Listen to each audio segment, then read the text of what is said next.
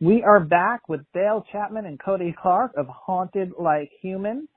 Afterlife is probably the most appropriate song name for a band called Haunted Like Human that is focused on things like folklore, tall tales, fables, ghost stories, you know. And it is definitely my favorite song on the album. Can revisiting a failed relationship be as gruesome as digging up a grave? Whew. My gut answer was yes. I've been in some nasty ones that I definitely should have just walked away from. For me, really there's two songs on the record that are essentially about the same end of a relationship, September and Afterlife, and obviously they are from two wildly different perspectives. But after that relationship ended, it had really, really blindsided me, and I was like weirdly almost kind of in denial. I was like, oh, I have all of these plans as to how we're going to get back together. It's going to be fine. This is just going to be like a blip on the radar, and it's what I kept waffling between this really bizarre denial coping mechanism to, like, you know, just crying on my bathroom floor. And eventually I had to look at myself and be like, you have to get yourself together. You have to come to grips with this, and you have to move on. And that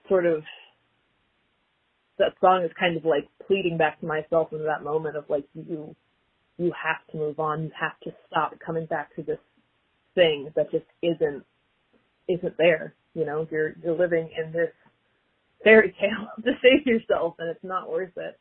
I mentioned before, I'm very little fun images or turns of phrase really kind of just capture my attention and really inspire me. And I was listening to another song that basically was talking about like running around and dancing around a graveyard. And it kind of got me thinking about what it would look like to sort of walk around a graveyard of all of your past relationships and what those tombstones would say and what that might feel like to kind of be in the space of all those like versions of yourselves and these different experiences.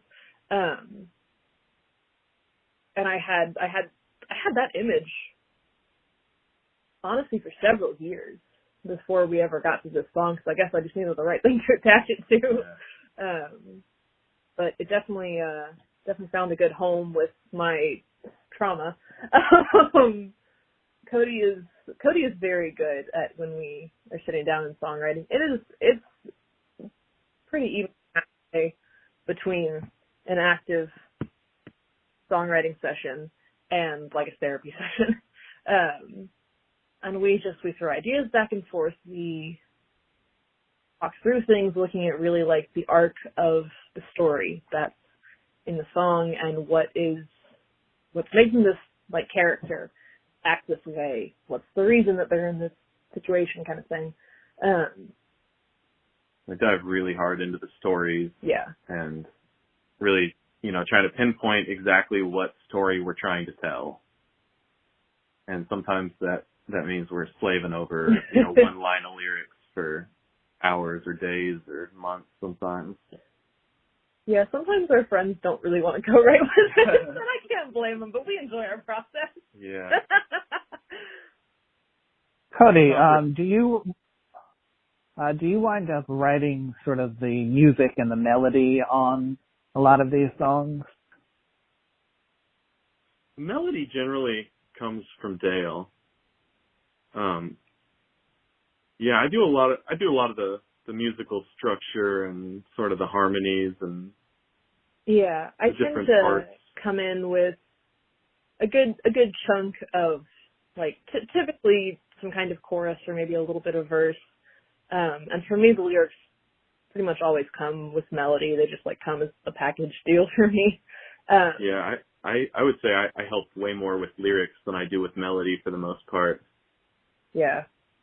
Melody, she's so good at just pulling melodies out of the air, and they're so much better than I would come up with most of the time, that she just sings a little something, and, great. I can work with that. I'll build, a whole song around that. My background is in composition, and, I'll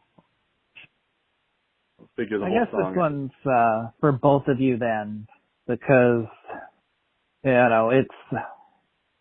this song has some of it in the melody, some of it in the musical structure, but how do you make this song sound eerie and mournful without sort of going into something too schlocky?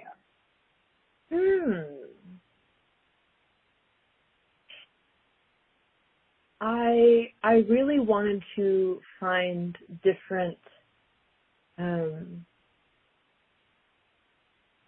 kind of, oh man, I'm about to talk in some weirdly artistic terms, like different flavors and textures of grief and of death and kind of spooky, dark imagery.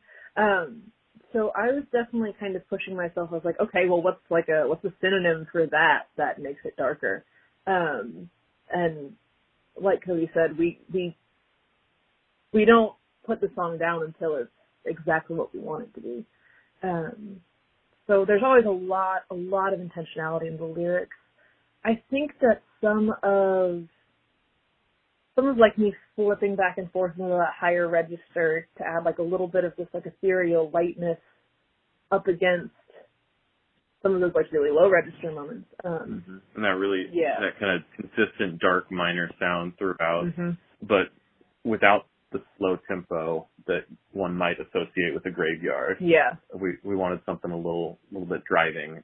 Yeah, that picking part is really driving. It's kind of like that force under the song that kind of, I think that really helps build tension up underneath it. Some of the way you like occasionally bend some of those notes and things like that, like it's a lot of little ways to add tension to something that all kind of come together into that packaged deal at the end. I hope that makes sense in my head. You can't see me talking with my hands. No, this is radio. Not the best for hand motions. So what is it that appeals to you guys about sort of fables, folklore, and other Southern Gothic elements? I feel like the names that we pulled for the record, Ghost Stories was just sort of like this little happy accident, and the more we thought about it, the more right it felt that all of the record titles be very much based on storytelling, because that's so much the core of our and I think honestly just kind of the further we have delved into the roots music sphere, and I don't know, I feel like Cody being in the South a little bit and kind of me explaining what it's like to live down here and grow up, and the little things that, I don't know, like lots of biblical allusions you can use very readily. And that makes it a little bit more kind of Southern Gothic in particular. I don't know, there's lots of little things that you can add details to, but I think it's just it sort of all stems from that storytelling place. It just makes sense to lean into those directions. I like, the idea of storytelling, of course, but I also like the idea of, the stories historically that were passed down through songs. Yeah, for sure. And that was, not so much anymore, but it used to be such a way that, knowledge was passed down. Remember the old songs. Yeah. All right. We're going to close things off with a bonus track and the guest song choices. So I always have my guests pick a song by some other artist to play on the show. The bonus track is going to be called Come a Little Closer, and that is a theme song that you wrote for the podcast, The Schroding Box. And as people who write theme songs, I'm assuming you've consumed a few forms of media over the years that have theme songs. And I wanted you, at least one of you, to pick a theme song that you love. Oh, man. I need to not answer this. This needs to be a you question. Oh, no. I'm going to have some really dumb answers if that's the case. Well, I'm struggling to think of theme songs.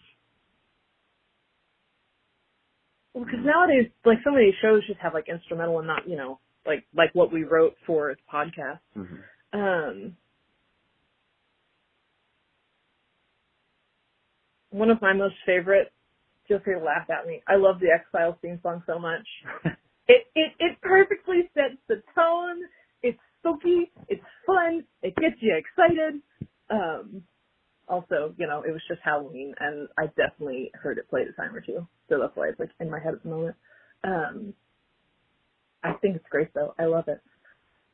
Like I said, I was going to have a really dumb answer for that question. Hey, it's definitely original. Cody, do you have anything? Gosh, I am trying. I think